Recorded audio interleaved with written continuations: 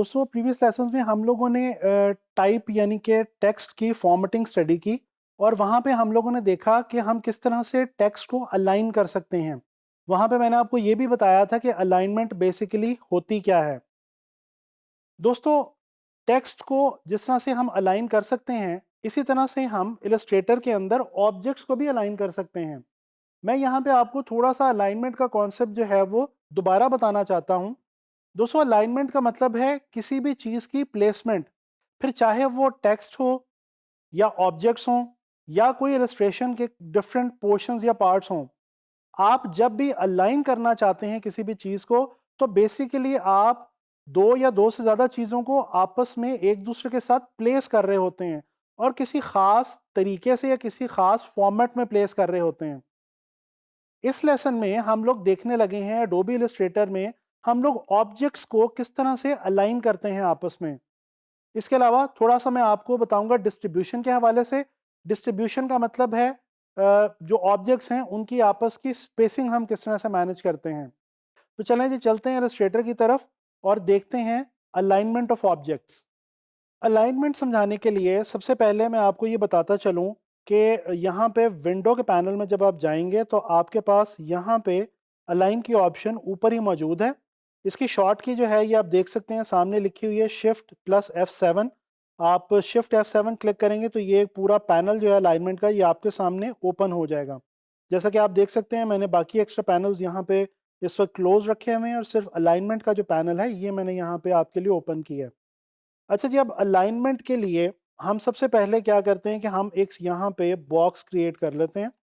ये देखें, ये मैंने एक स्क्वायर जो है ये यहाँ पे अपने आर्टबोर्ड पे क्रिएट किया है। इससे पहले कि ये जो अलाइनमेंट की ऑप्शंस हैं ऊपर आपको नज़र आ रही हैं, इनको समझाने से पहले मैं आपको ये बताना चाहता हूँ कि बेसिकली हमारे पास ऑब्जेक्ट्स की अलाइनमेंट 3 किस्म की होती है इलस्ट्रेटर में। आप दोस्तों किसी भी ऑब्जेक्ट को अपने आर्टबोर्ड के अकॉर्डिंगली अलाइन कर सकते हैं, किसी खास दूसरे ऑब्जेक्ट के अकॉर्डिंगली अलाइन कर सकते हैं, या फिर कोई एक सिलेक्शन लेके मल्टीपल ऑब्जेक्ट्स की उसके अकॉर्डिंगली भी आप अपने किसी भी ऑब्जेक्ट को अलाइन कर सकते हैं। तो चलें इन चीज़ों को ज़रा, इन तीनों ऑप्शंस को जो है वो स्टडी करते हैं। अच्छा, सबसे पहले यहाँ पे ये देखें, बॉटम के अंदर इस जगह पे आपको ये एक डॉक नज़र आ रही है। अब जैसे इस पर क्लिक करते हैं यहाँ पे लिखा आ रहा है जी align to artboard, align to selection, align to key object. हम सबसे पहले देखेंगे अलाइन टू आर्टबोर्ड को। अच्छा, अब ये मैंने एक यहाँ पे स्क्वायर लिया हुआ है और मेरा आर्टबोर्ड जो है वो बाकी तमाम खाली है। अब मैं यहाँ से अलाइनमेंट की जिस ऑप्शन को क्लिक करता जाऊंगा उस ऑप्शन के अकॉर्डिंगली मेरा ये जो स्क्वायर है ये इस पूरे मेरे आर्टबोर्ड के साथ साथ अलाइन होता जाएगा। चलें देखते हैं, स्टार्ट करते हैं कि कौन कौन सी ऑप्शंस हमारे पास यहाँ पे अवेलेबल हैं। अच्छा, ये सबसे पहले यहाँ पे ये देखें, हमारे पास ऑप्शन है जी हॉरिजॉन्टल अलाइन लेफ्ट की, यानी हॉरिजॉन्टली हमारे पास ये लेफ्ट अलाइन ऑब्जेक्ट आ रहा है इस आर्टबोर्ड के हवाले से। अच्छा, इसी तरह फिर हमारे पास ऑप्शन है जी हॉरिजॉन्टल अलाइन राइट की। जब हम इस पर क्लिक करते हैं तो ये हम देखते हैं हमारा जो स्क्वायर है ये हमारे आर्टबोर्ड के लिहाज से राइट साइड पे हॉरिजॉन्टली अलाइन हो गया। इसी तरह से हमारे पास यहाँ पे वर्टिकल की ऑप्शंस मौजूद हैं। वर्टिकल अलाइन टॉप, ये बिल्कुल टॉप के ऊपर अलाइन हो जाएगा। वर्टिकल अलाइन बॉटम, बॉटम पे अलाइन हो जाएगा। इसी तरह से हमारे पास ये दो सेंटर में ऑप्शंस हैं, इनको ज़रा देखते हैं। पहले मैं क्लिक करता हूँ जी हॉरिजॉन्टल अलाइन सेंटर। आप देख सकते हैं कि मेरा जो ऑब्जेक्ट है वो मेरे आर्ट बोर्ड के बिल्कुल सेंटर में आ गया हॉरिजॉन्टली, लेकिन वर्टिकली अभी वो उसके बॉटम में ही है। अब मैं जब इस बटन पर क्लिक करूंगा जो मुझे बता रहा है कि वर्टिकल अलाइन सेंटर, तो इसका ये मतलब है कि अब आपके सामने ये बिल्कुल जाहिर है कि आपकी जो ऑब्जेक्ट है ये हॉरिजॉन्टली और वर्टिकली दोनों तरह से इस आर्ट बोर्ड के लिहाज से बिल्कुल सेंट्रल अलाइंड हो गई है, इसके बिल्कुल सेंटर में आ चुकी है। तो दोस्तों ये आपने देखा कि हम किस तरह से किसी भी ऑब्जेक्ट को अपने आर्ट बोर्ड के लिहाज से उसके साथ साथ लेफ्ट अलाइन, राइट अलाइन कर सकते हैं या सेंटर अलाइन कर सकते हैं, बोथ वर्टिकली एंड हॉरिजॉन्टली। अब मैं क्या करता हूँ कि मैं इसी बॉक्स को थोड़ा सा बड़ा कर रहा हूँ, इसी स्क्वायर को, और इसके साथ इसकी एक कॉपी ले रहा हूँ जिसका मैं कलर चेंज कर दूंगा। यहाँ से इसको मैं थोड़ा सा रेड ले रहा हूँ और इसका साइज़ मैं थोड़ा सा छोटा कर रहा हूँ। इसके अलावा मैं यहाँ पे राइट क्लिक करके अरेंज में जाके I will make it sure कि ये ब्रिंग टू फ्रंट मैं क्लिक करूँ, ताकि जब ये छोटा वाला स्क्वायर बड़े वाले स्क्वायर के ऊपर आए तो ये उसके ऊपर ही मुझे नजर आए। अच्छा जी, अब मैं क्या करता हूँ, मैं इन दोनों को सिलेक्ट करता हूँ। सिलेक्ट करने के बाद मैं यहाँ पे आता हूँ। आप देखिए ये जो ऑप्शन पहले आपको ऑन नज़र नहीं आ रही थी, अब यहाँ पे ऑन हो गई है, एप्लीकेबल हो गई है, अलाइन टू की ऑब्जेक्ट। जैसे ही मैं अलाइन टू की ऑब्जेक्ट के ऊपर क्लिक करता हूँ तो आप देख सकते हैं कि ये एक जो ऑब्जेक्ट है मेरा छोटे वाला जो स्क्वायर है ये सिलेक्ट हो गया है। मैंने इसको की ऑब्जेक्ट नहीं बनाना। बेसिकली ये जो ब्लू लाइन आपको नजर आ रही है बाउंड्री पे, ये जिस ऑब्जेक्ट पे आपको नजर आएगी दैट मीन्स के वो की ऑब्जेक्ट है, और दूसरा ऑब्जेक्ट या दूसरे ऑब्जेक्ट्स उसी की ऑब्जेक्ट के लिहाज से अलाइन होंगे। अब मैं ये कर रहा हूं कि मैं की ऑब्जेक्ट बना रहा हूं बड़े स्क्वायर को, और वो किस तरह से करूंगा, सिर्फ उसके ऊपर जाके एक बार क्लिक कर दूंगा तो वो मेरा की ऑब्जेक्ट बन जाएगी। अब ये दोनों चीज़ें मैंने सेलेक्ट की हुई हैं, दोनों ऑब्जेक्ट्स, और बड़े वाले स्क्वायर को मैंने अपना की ऑब्जेक्ट जो है वो कंसिडर कर लिया।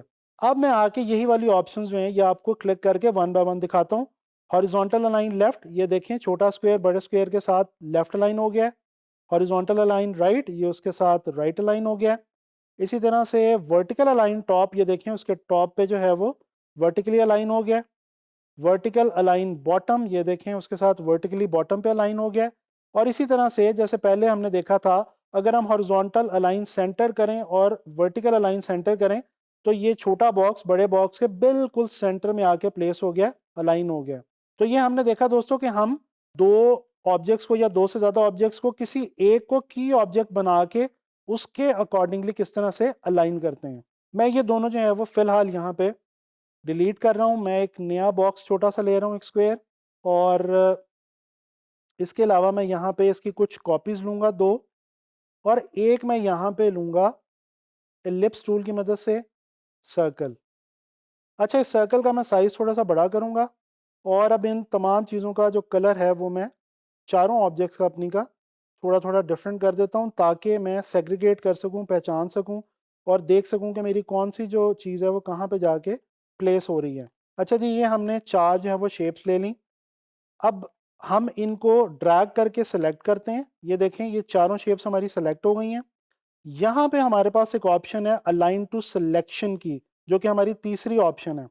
इस पे जैसे ही हम क्लिक करते हैं तो अब ये देखें, अब जो मैं अलाइनमेंट करूंगा वो इस सेलेक्टेड एरिया के अकॉर्डिंगली होगी। चलें जी, क्लिक करके देखते हैं। हॉरिजॉन्टल अलाइन लेफ्ट, ये देखें जो बॉक्सेस हैं वो क्योंकि छोटे हैं वो आपको लेफ्ट लाइन नजर आ रहे हैं। हॉरिजॉन्टल अलाइन राइट, ये देखें सर्कल क्योंकि बड़ा है बॉक्सेस छोटे हैं तो ये आपको राइट साइड पे बॉक्सेस नजर आ रहे हैं। इसी तरह से वर्टिकल अलाइन टॉप।